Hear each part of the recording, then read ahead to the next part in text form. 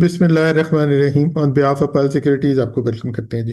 जैसे last week काफ़ी detail से था टेकटॉक, अगर आप उसको देख लेंगे तो ज़्यादा बेहतर होगा। बट ये कि उसके अंदर काफ़ी सारी चीज़ों को डिस्कस किया था और कुछ हेड एंड शोल्डर की फॉर्मेशन को भी डिस्कस किया था, जिसमें लर्निंग पॉइंट ऑफ व्यू से भी काफ़ी सारी प्रोजेक्शंस को भी देखा था हमने।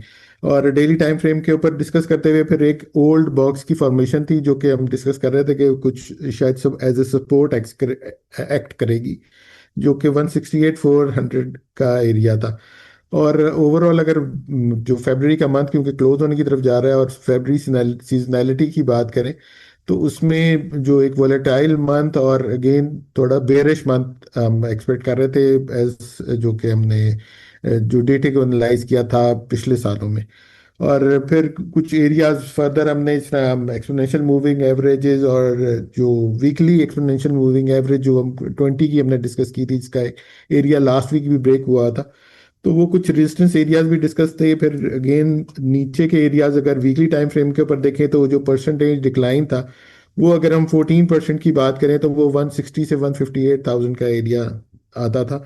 तो उस पॉइंट ऑफ व्यू से भी हमने चीज़ें देखी। अगेन काफ़ी डिटेल्ड था, तो कुछ डाइवर्जेंसेस की भी बात हुई थी, कुछ सपोर्ट एरियाज की बात हुई थी, कुछ बुलिश ब्यास भी उसमें बनता था नीचे के एरियाज पे। और कुछ बियर्स की एग्जॉशन की साइंस भी नजर आते थे और कुछ पुल बैक भी एक्सपेक्ट करता था। वो हमें पुल बैक भी नजर आया। अगेन एक अच्छा वॉलेटाइल वीक क्लोज हुआ। और हाई और लो की बात करें तो 174,336 का हाई टच किया, 162,953 का लो टच किया और क्लोजिंग है 168,062 की। तो आज की टेकटॉक की तरफ चलते हैं। आज मार्च सीजनल पे भी हमने बात करनी है, तो क्विकली जमशेद की तरफ चलते हैं और टेकटॉक स्टार्ट करते हैं। तो ओवर टू जमशेद जी। जी अस्सलाम वालेकुम। वालेकुम अस्सलाम। फर्स्टली टेक टॉक के अंदर क्योंकि डिटेल में सर ने रिकैप कर दिया पिछला वीक का वेबिनार। अच्छा, यहाँ पे आप देखेंगे तो लास्ट वीक के वेबिनार के ऊपर जो हमारी डिस्कशन है, ये हमारा वेबिनार है K100 के ऊपर बियर अटैक है। और ये हमने अल्हम्दुलिल्लाह लास्ट वीक्स ये हमने डिस्कस किया था इस जगह के ऊपर। ये मेजर रिजेक्शन है बियरिश फेज के ऊपर। अब ये या तो बीरिश फेज होगा या फिर कंसोलिडेशन होगी। तो फिर वो बीरिश फेज शॉर्ट टर्म के ऊपर देखा जाए तो ये बीरिश फेज हमें नजर आया। और ये हमारे पास जो वेबिनार अपलोडेड है 2 वीक्स अगो, इसने अपसाइड के ऊपर जो क्रॉस ओवर जनरेट किए थे। अच्छा, अब टेक्निकली जो हमारा मन था according to the seasonality behaviour Feb के ऊपर, तो वो बीरिश था। क्लियर बीरिश साइन से उसके ऊपर हमने जो first week of every month की बात की थी, उसके ऊपर भी फेब ने बीरिश ट्रेंड स्टार्ट किया। और फिर अगेन डाउन साइड के ऊपर टुवर्ड्स द एंड आप देखा जाए तो नेट जो क्लोजिंग आई है वो 16,000 पॉइंट्स, मोर देन 16,000 पॉइंट्स के स्टैंडर्ड ने लूज किए हैं। परसेंटेज वाइज देखा जाए तो 8.75% बनते हैं, 8.75%। और 168,068 की क्लोजिंग है। अब जो करंट आपको बार्स नजर आ रही होंगी ये मार्च की बार्स हैं। और यहाँ पे आप नीचे देखेंगे तो red green red green red green इस तरह करके आपको ट्रेंड मिक्स सा नजर आ रहा होगा। अगर इसको हम थोड़ा सा फर्दर एलेबोरेशन की तरफ चलें तो एक यहाँ पे स्टडी को हम देखते हैं। अच्छा जी, एक तो हमारे पास जो करंट मंथ है, मंथ ऑफ मार्च, क्योंकि कमिंग जो सेशंस होंगे, ट्रेडिंग सेशन होंगे मंडे से, तो मार्च ऑलरेडी स्टार्ट हो गया होगा। इसका जो हिस्टोरिकल बिहेवियर है सिंस 2009 2025, तो ये 12 टाइम्स है कि 12 पॉजिटिव मार्चेस हैं जो क्लोज हुए और इस 5 नेगेटिव हैं साइड के ऊपर क्लोज करता नजर आया है केस 100। और इसके अंदर जो 75% ऑफ द प्रोबेबिलिटी बनती है मार्च की, वो पोटेंशली हिस्टोरिकली देखा जाए तो बुलिश साइड के ऊपर बनती है। इसमें से अगर हम 2020 का जो क्रैश था इस जगह के ऊपर अगर आप देखेंगे कैंडल को, ये वाली कैंडल जो कोविड के अंदर हमने देखा था, अगर इस डिस्टॉर्शन को यहाँ से एक्सक्लूड करें तो ये 75% प्रोबेबली जो प्रोबेबिलिटी बनती है राइज की, वो 75% की तरफ इंक्रीज करती नजर आई है। अब अगर हम थोड़ा सा फर्दर देखें, यहाँ पे फरवरी से मार्च जो पैटर्न स्टडी है इसको थोड़ा सा एवेल्युएट करें, तो यूजुअली मार्केट के जो स्ट्रक्चर्स हैं वो हिस्टोरिकली रिपीट होते हैं। ये इस दफा भी पॉसिबिलिटी है, लेकिन अगेन उसके आगे जाके एक से दो चीजें हम इफ एंड बट्स के अंदर डिस्कस करेंगे कि अगर तो market if February close positive previous historically, अगर मार्केट के अंदर केस हंड्रेड फेब के अंदर पॉजिटिव क्लोज हुआ है, तो मार्च भी यूजुअली 82% इन केसेस के अंदर पॉजिटिव क्लोज होता है, स्ट्रॉन्ग मोमेंटम कंटिन्यूएशन बायस रहता है। और अगर देखा जाए हिस्टोरिकल डेटा के ऊपर कि अगर मार्केट के अंदर फेब क्लोज करता है नेगेटिव साइड के ऊपर, तो उसका कोई डायरेक्ट इम्पैक्ट नहीं आता। उसके ऊपर हमारे पास हिस्टोरिकल डेटा के ऊपर जो मैंने अभी आप लोगों को बार्स के ऊपर दिखाया है इस स्लाइड के ऊपर, यहाँ पे आप देखेंगे इसको, यहाँ पे पॉज करके स्क्रीनशॉट देखेंगे और थोड़ा सा यहाँ पे आप विजुअल एनालिसिस भी करेंगे इसी स्लाइड के ऊपर, तो आप इजिली पिक कर पाएंगे ट्रेंड को। तो यहाँ पे अगर हम देखेंगे तो यहाँ पे 50-50% का हमारे पास मार्च का आउटकम है, अगर केस हंड्रेड के ऊपर केस फेब नेगेटिव साइड के ऊपर क्लोज होता है, जो कि अभी हमने इस मंथ के अंदर नेगेटिव साइड के ऊपर क्लोज होते देखा है। तो हमारे पास नो जो स्टैटिस्टिकल डायरेक्शन एज है वो मिलती नजर नहीं आती। और इस साल में इस फेब क्लोजिंग के ऊपर भी यही फिनोमेना है कि हमारे पास कोई directional edge according to the previous Feb से मार्च की जो स्टडी पैटर्न स्टडी है उसके ऊपर नहीं मिलती नजर आती। अब स्ट्रक्चर इनसाइट्स की तरफ हम चलें तो मार्च जो है यूजुअली आप सारे स्लाइड्स के ऊपर जाके देखेंगे, अगर वीकली टाइम फ्रेम के ऊपर चले जाएंगे जहाँ पे बहुत ज्यादा टाइम स्पेंड हो जाएगा, तो आप ये कर भी सकते हैं खुद से। तो मार्च जो है वो जो बुलिश साइकिल्स होते हैं, प्राइमरी बुल साइकिल्स में सबसे ज्यादा परफॉर्मिंग मंथ होता है। और जब केस हंड्रेड मेजरली स्पोर्ट्स के ऊपर ट्रेड कर रहा होता है तो वहां पे मार्च ऑब्वियसली ट्रेंड कंटिन्यूएशन का मंथ समझा जाता है, तो वहां पे वो ज्यादा बेहतर परफॉर्म करता है। और अगेन जो फोर्थ पॉइंट है स्ट्रक्चरल इनसाइट्स में, जो स्ट्रॉन्ग फेब्रुअरी कैंडल है वो कंटिन्यूएशन प्रोबेबिलिटी को इंक्रीज करती है। और अब इस मंथ के अंदर हमारे पास जो देखा जाए फेब की स्ट्रॉन्ग ही हमारे पास जो कैंडल है वो प्रिंट हुई है और बीरिश साइड के ऊपर प्रिंट हुई है। अगेन आगे चलते हैं, आगे हम ये डिसाइड करेंगे कि मार्च कैसा परफॉर्म करता है इन सारे पॉइंट्स को समराइज करते हुए। अच्छा, अब दूसरी चीज जो फोर्थ पॉइंट है स्ट्रक्चरल इंसाइट्स में, कि ये अंडर परफॉर्म करता है ड्यूरिंग डिस्ट्रीब्यूशंस या फिर मार्क को मैक्रो शॉक जो फेसेस होते हैं, जो कि 2020 में हमने देखा था कोविड के अंदर, तो उसके अंदर ये बहुत ज्यादा ब्लीड करता है यूजुअली मोर देन। देखा जाए यहाँ पे अगर हम जाके देखें 2020 में कुछ 23% एक सिंगल मंथ केसर ने लूज किया था। इस दफा पॉलिटिकल जियो पोलिटिकल सिचुएशंस को अगर हम देखें तो वो एक वन ऑफ दो स्टिकर्स देखते हैं आगे कैसे उसके अंदर चीजें फोल्ड आउट होती हैं। टेक्टिकल टेकअवे की तरफ चलें, इसको अगर हम थोड़ा सा समरी की तरफ लेके चलें जो भी हमने पॉइंट्स डिस्कस किए हैं, तो अगेन इस जो मार्च के अंदर, क्योंकि यूजुअली सीजनैलिटी जो है एक सेकेंडरी कंफर्मेशन टूल है, यहाँ पे मैंने ये मेंशन भी किया है, एक सेकेंडरी कंफर्मेशन टूल है, स्टैंड अलोन सिग्नल ये हमने कभी भी इसको नहीं गिना, और ना ही एक पॉइंट टेबल के ऊपर एक पॉइंट रहता है, और हेल्पफुल रहता है आपकी मंथ के ऊपर जो एग्जीक्यूशन है ट्रेड्स की उसके अंदर। इस मंथ का स्टांस बुलिश, कंडीशनल बुलिश होगा, क्योंकि हमारे पास केस हंड्रेड नेगेटिव साइड के ऊपर क्लोज हुआ है। बीरिश क्योंकि जो हिस्टोरिकली नंबर्स के ऊपर देखा जाए तो क्लियरली मार्च बेहतर परफॉर्मिंग मंथ है as compared to the Feb, तो वो एक चीज बेहतर हो सकती है। यूजुअली यहाँ पे मार्च के अंदर हमने प्रीवियसली फेब के अंदर जो लॉसेज हुए हैं उनको भी रिकवर होते देखा है। तो जो फर्स्ट वीक ऑफ मंथ होगा जो कि मंडे से स्टार्ट होगा, इसके 3 से 4 सेशन 5 सेशन वोलेटाइल होंगे। उसके अंदर जो स्ट्रक्चर है वो हम स्ट्रक्चर आगे जाके देखते हैं, वो अगर इंटैक्ट रखता है केस हंड्रेड का, तो यहाँ पे हमारे पास अपसाइड के ऊपर दोबारा से बुलिश मोमेंटम रीगेन होता नजर आ सकता है। और ये पॉइंट्स यहाँ पे जो मैं रिपीट कर रहा हूँ, ये पॉइंट हमने स्ट्रक्चरल इनसाइट्स के अंदर देखा है कि जो हमारे पास अगर तो ये works better when index traded above the majorly yearly sport areas. तो ये हम yearly स्पोर्ट एरियाज को अब केस हंड्रेड के चार्ट के ऊपर जाके देखते हैं कि यहाँ पे कैसी परफॉर्मेंस है।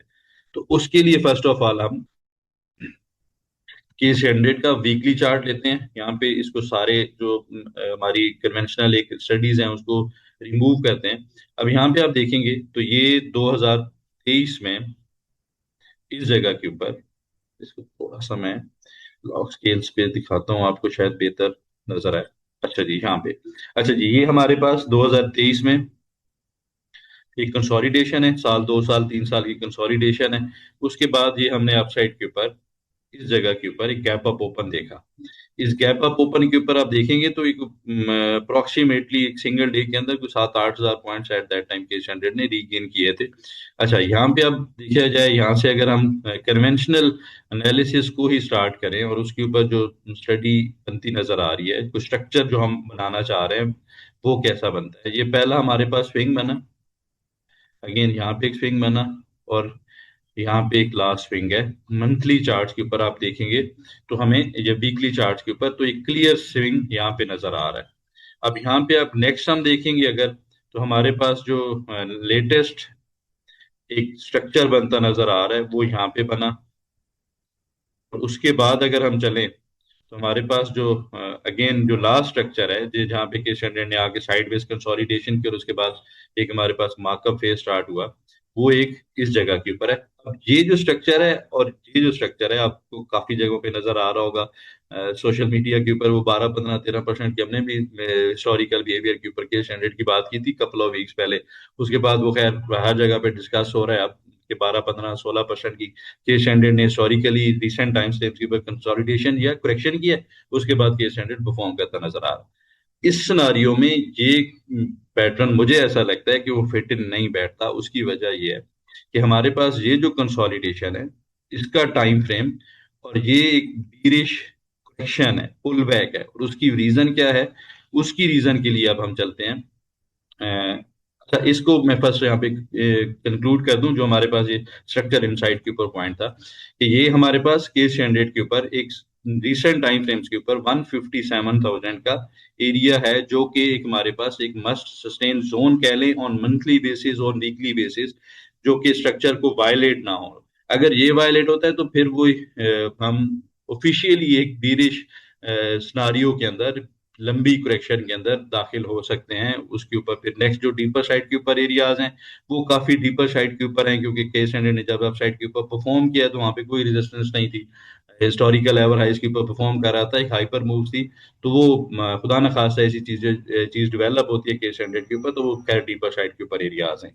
अब हम कन्वेंशनली चलते हैं, केस स्टैंडर्ड की जो हमारे एनालिसिस हैं, जो मैं डिस्कस कर रहा था कि जो रीसेंट डाउन साइड के ऊपर करेक्शन है, और जो प्रीवियस हमारे पास पुल बैक थे जिसके ऊपर हमने देखा है कि उसको इसके साथ भी जोड़ा जा रहा है, रीसेंट कंसोलिडेशन के साथ भी। अच्छा, यहाँ पे आप देखेंगे तो रीसेंट जो एक्चुअली रीसेंट जो पुल बैक है, ये एक डाउन साइड के ऊपर बीरिश करेक्शन है। ये एक कंटिन्यूएशन पैटर्न की कंसोलिडेशन थी। यहाँ से अप साइड के ऊपर हमारे पास लोअर हाई जरूर थे, लेकिन लोअर हाइज के ऊपर सिग्निफिकेंस नहीं थी। ये एक मैक के अंदर हमें कैपेचुलेशन मिली, एक स्प्रिंग मिला अकॉर्डिंग टू द वाइकॉफ, एक कैपेचुलेशन की वजह से अपसाइड के ऊपर गैप अप ओपन हुई, और फिर अगेन अपसाइड के ऊपर काफी तगड़ा परफॉर्म किया स्टैंडर्ड। अब यहाँ पे अगर हम देखेंगे के स्टैंडर्ड की फॉर्मेशंस को, थोड़ा सा डिटेल्ड है लेकिन इंशाल्लाह आपके लिए हेल्पफुल रहेगा होपफुली।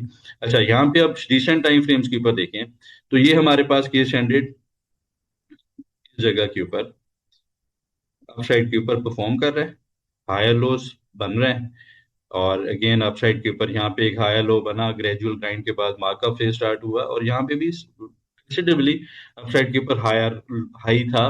अब यहाँ पे आप देखा जाए तो एक हमारे पास इस तरह करके एक नेकलाइन का एरिया बना, और यहीं पे आप देखेंगे नेकेड चार्ट के ऊपर मैंने कुछ भी नहीं किया, जो ड्राइंग ऑलरेडी के स्टैंडर्ड के ऊपर है उन्हीं को ही हमने जाके प्रिंट किया है अपने इस हाइलाइटर से। तो एक हेड एंड शोल्डर पैटर्न नजर आ रहा है, तो एक क्लासिकल रिवर्सल पैटर्न है। और ये हमने काफी अर्ली आप लोगों के साथ इंडिकेट किया था कि डाउन साइड के ऊपर अगर वायलेट हो गया तो ये दो प्रेपोजिशन है। अगर तो आपने इस हेड एंड शोल्डर के नेकलाइन के ऊपर भी एग्जिट नहीं किया और डाउन साइड के ऊपर 180,000 के नीचे अगर क्लोज किया के स्टैंडर्ड ने, यहाँ पे भी एग्जिट करते हैं और दोबारा आपको 171,000 कम से कम 10,000 पॉइंट्स का नीचे का टारगेट बताया था कि ये डाउन साइड के ऊपर पोटेंशियली 171,000 की तरफ के स्टैंडर्ड एटलीस्ट जा सकता है। अब जो डाउन साइड के ऊपर इसी जगह के ऊपर हमने फर्स्ट पुल बैक भी देखा है, टेक्निकली समझने की बात है। ये जो डाउन साइड के ऊपर हमारा फर्स्ट प्रोजेक्शन का टारगेट था 171,000 के पास ही, यहीं पे हमने एक अपसाइड के ऊपर शार्प पुल बैक देखा, लेकिन अनफॉर्चुनेटली उस पुल बैक को वेरी नेक्स्ट डे 19 फेब की कैंडल ने इंगल्फ किया, और इन दोनों कैंडल को इंगल्फ किया, तो ये एक पहला डाउन साइड के ऊपर लोअर हाई कंफर्मेशन थी।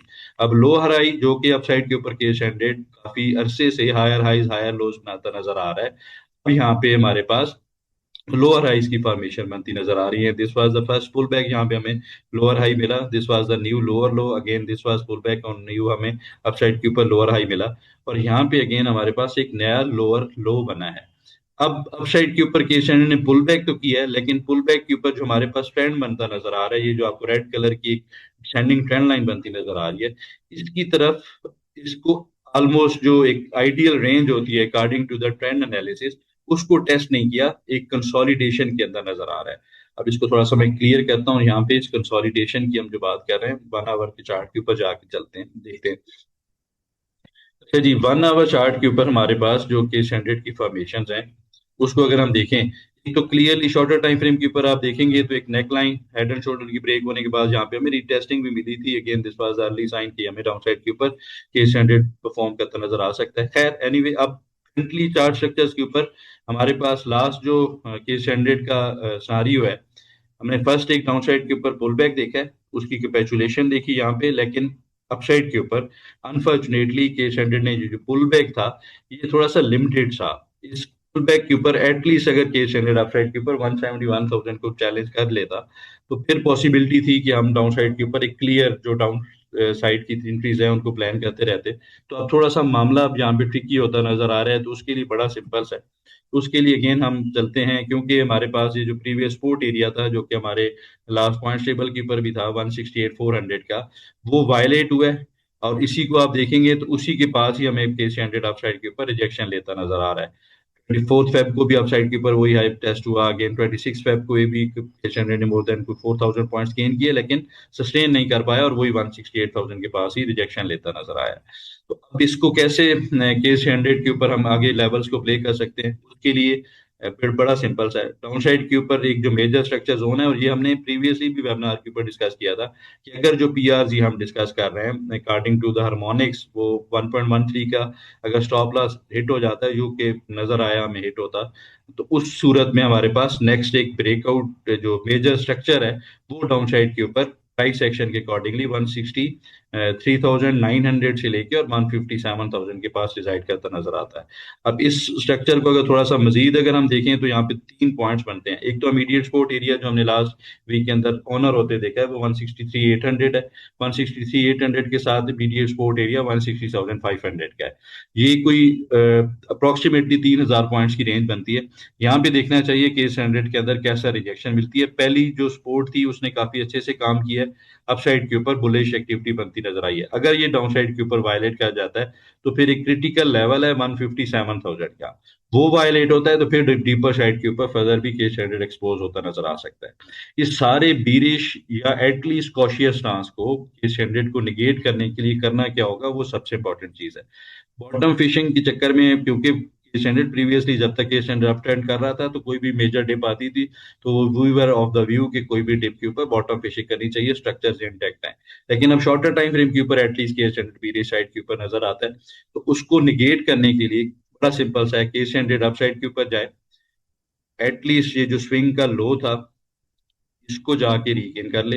इसकी रीगेन जो कन्वेंशनल लेवल्स हैं, वो थोड़े से सब्जेक्टिव, लेकिन लेकिन अभी के लिए आप एक ये चीज मान के चले कि एटलीस्ट 1,700 से ऊपर केस हंड्रेड अगर सस्टेन करता है 2 कंसेक्टिव सेशन, तो फिर केस हंड्रेड नेगेटिव साइड से थोड़ा सा उसको मिटिगेट करेगा, और आप साइड के ऊपर एटलीस्ट एक तगड़ी बुल पैक के ऊपर केस हंड्रेड को देखा जा सकता है।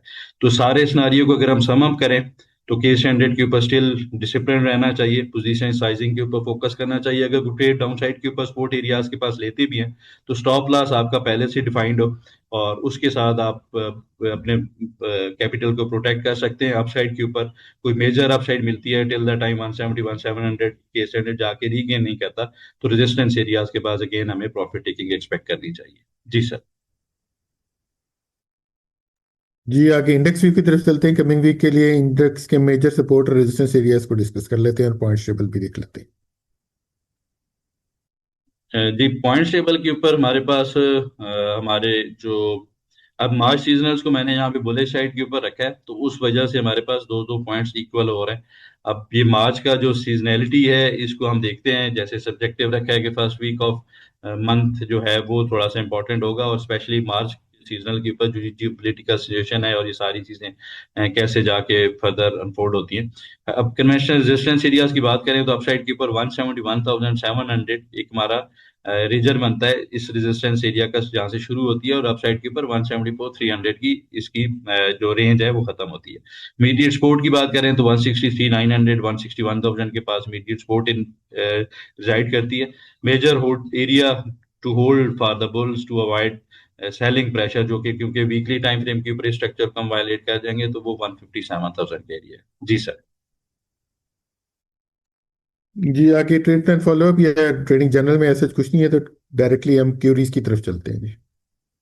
जी, यहाँ पे सर एक चीज मैं मेंशन करता चलूं, क्योंकि हम बेरिश साइड के ऊपर सिनारियोज को डिस्कस करते रहे लास्ट कंसेक्टिव 3 वेबिनार्स के ऊपर, और मिड ऑफ जैन हमने ये फर्स्ट टाइम डिस्कस किया था कि अब जब अप साइड के ऊपर प्रॉफिट टेकिंग करनी चाहिए। हमारा भी अल्हम्दुलिल्लाह एट दैट टाइम जो ट्रेडिंग जर्नल है वो मेच्योर हो चुका था। फेब्स के फर्स्ट वीक के अंदर 3-4 ट्रेड्स थी, उनके अंदर 2 परफॉर्म कर गए, 2 स्टॉप लॉस ट्रिगर हुए। तो उसके बाद हम फिर अभी के लिए थोड़ा सा साइड लाइन ही रहे हैं, और कैश के ऊपर again opportunity shorter time frame के ऊपर थी, उनके ऊपर हमारे पास जो व्यू बनता था वो आपको मार्केट रैप के ऊपर साथ साथ डिस्कस करते रहे अपने क्लाइंट्स के साथ भी, real time short time trades खैर हाईलाइट की। अब हम कन्वेंशनल जो क्यूरीज हैं उनकी तरफ चलते हैं। उसके ऊपर फर्स्ट ऑफ ऑल एनसीपीएल है, इसी से स्टार्ट कर लेते हैं। अब एनसीपीएल के ऊपर हमारे पास जो सपोर्ट एरिया बना है according to the fib level, recent हमारे पास ये लेग है। इसके ऊपर आप देखेंगे तो 61.8% का फिब लेवल था, कुछ 62 रुपीज।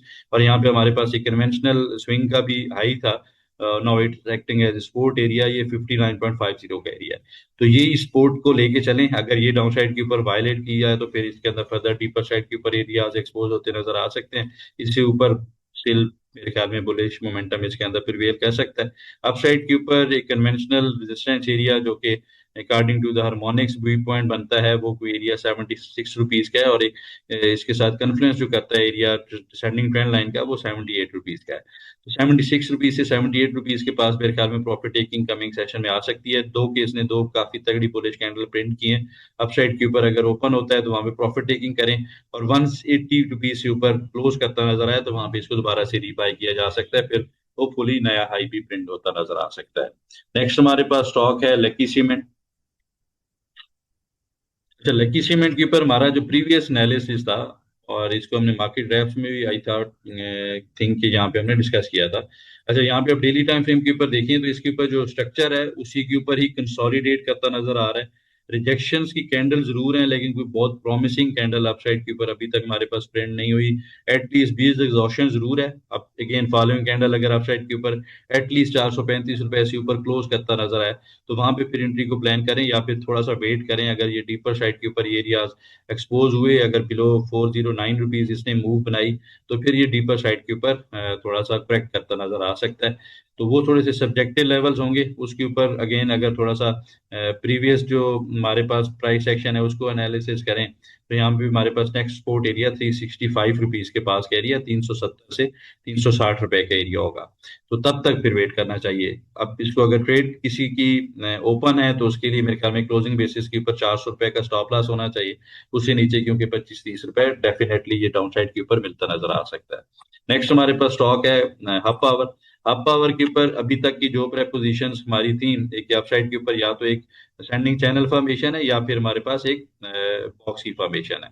अब हमारे पास दो दो हमारे पास अपसाइड के ऊपर इस बॉक्स का जो भी एरिया एक दफा ट्रेल हुआ है, और डाउन साइड के ऊपर भी ट्रेल हुआ है। तो ये ज्यादा वैल्यूएबल प्रेपोजिशन रह सकती है, क्योंकि इसके अंदर दोनों साइड के ऊपर हमें कैपेचुलेशन मिली है। अपसाइड के ऊपर स्टॉप लॉसेस शॉर्ट सेल के इंटैक्ट थे, वो ट्रिगर हुए, फिर डाउन साइड के ऊपर इस जगह पे लॉन्ग्स के भी स्टॉप लॉस हिट हुए हैं। अब इसको ट्रेड कैसे करना चाहिए, तो मेरे ख्याल में यहाँ पे क्योंकि fair value gap daily time frame के ऊपर बना है, लेकिन तगड़ा फेयर वैल्यू गैप नहीं बना।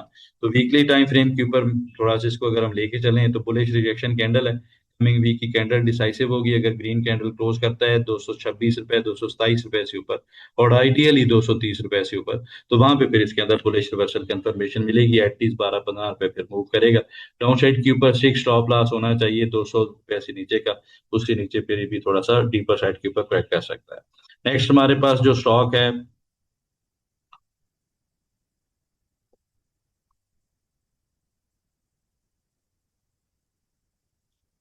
अच्छा जी, नेक्स्ट हमारे पास स्टॉक है पीएसओ। अच्छा, पीएसओ के ऊपर हमारे पास जो लास्ट एक हमने जिसको डिस्कस किया था, कप एंड हैंडल की फॉर्मेशन को डिस्कस किया था। अनफॉर्चुनेटली वो अगेंस्ट द व्यू, और ये खैर अल्हम्दुलिल्लाह ऑनेस्टी के साथ आप लोगों के साथ डिस्कस प्रीवियसली भी किया है कि जो स्टॉप लॉसेज या जो हमारे analysis according to the plan नहीं चलते तो आप लोगों के साथ शेयर भी करते हैं। और यहाँ पे हम इसके अंदर काफी बुलिश थे कि अपसाइड के ऊपर फॉर्मिंग स्टॉक हो सकता है, फर्दर एक हाइपर मूव बनती नजर आ सकती है।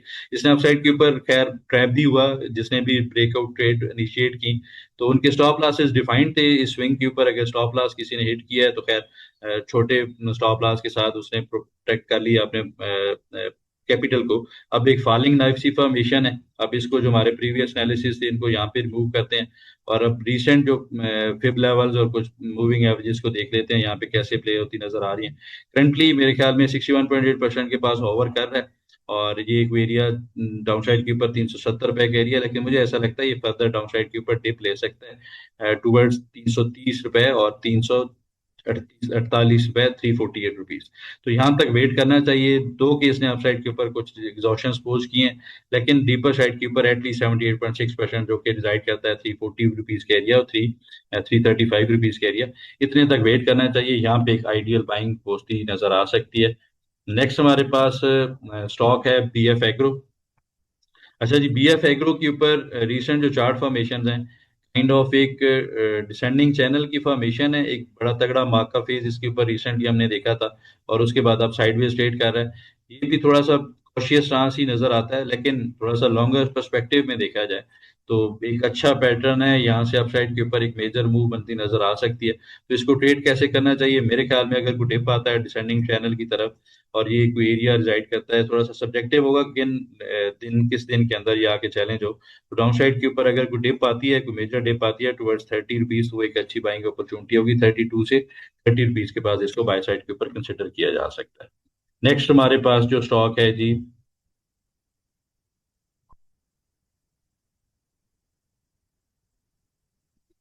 अच्छा, लास्ट हमारे पास जो क्यूरी थी बीओपी। अच्छा जी, बीओपी के ऊपर हम लास्ट काफी दिन से हम थोड़े से कॉशियस थे, क्योंकि इसके अंदर अपसाइड के ऊपर एक फेल्ड मूव बनी, क्योंकि इसने अपसाइड के ऊपर डिसाइसिवली रीगेन किया और यहाँ पे साइडवेज होके मार्कअप स्टार्ट नहीं किया। तो एक डिस्ट्रीब्यूशन, क्लासिक सिचुएशन थी डिस्ट्रीब्यूशन की। यहाँ से फिर फर्स्ट हमारे पास लोअर हाई बना स्विंग के ऊपर, और फिर ये डाउन साइड के ऊपर एक मार्क डाउन फेज है। अब एक तो हमारे पास स्ट्रक्चर मीडिएट वायलेट हुआ था, और डाउन साइड के ऊपर डीपर साइड के ऊपर एरियाज थे वो हमने जो डिस्कस किए थे वही अभी आके इसने चैलेंज किए। उसको इंट्राडे ड्रिल जरूर किया, 30 रुपीज का एरिया था, तो 30 रुपए से 28 रुपए की तरफ देखना चाहिए। मेरे ख्याल में थोड़ा सा इसके अंदर फर्दर भी डाउन साइड के ऊपर इसने देखा जाए तो आई थिंक एक्स भी करीब करीब होना है। इसका कोई 1.5 रुपए का डिविडेंड है। ये कोई डेट बनती है 18 मार्च की। अच्छा, इस तक मेरे ख्याल में थोड़ा सा साइडवेज रहेगा। डाउन साइड के ऊपर कोई मेजर डिप आ जाती है एक्स होने से पहले, तो वहां पे फिर थोड़ा सा ट्राई किया जा सकता है। मेजर जो इसका डिमांड जोन का एरिया है according to the fifth level, वो 26-25 रुपीज का है। वो फॉर एनी रीजन अगर इन की तरफ मूव करता है, डिप आती है, तो वहां पे बाय करना चाहिए। करंट अगर किसी के पास होल्डिंग है तो स्टॉप लॉस इंटैक्ट है, उस स्टॉप लॉस के साथ बैठा जा सकता है। जी सर। जी, इस वीक के लिए इतना। इंशाल्लाह नेक्स्ट वीक दोबारा मुलाकात होती है, तब तक के लिए अल्लाह हाफिज and thank you very much.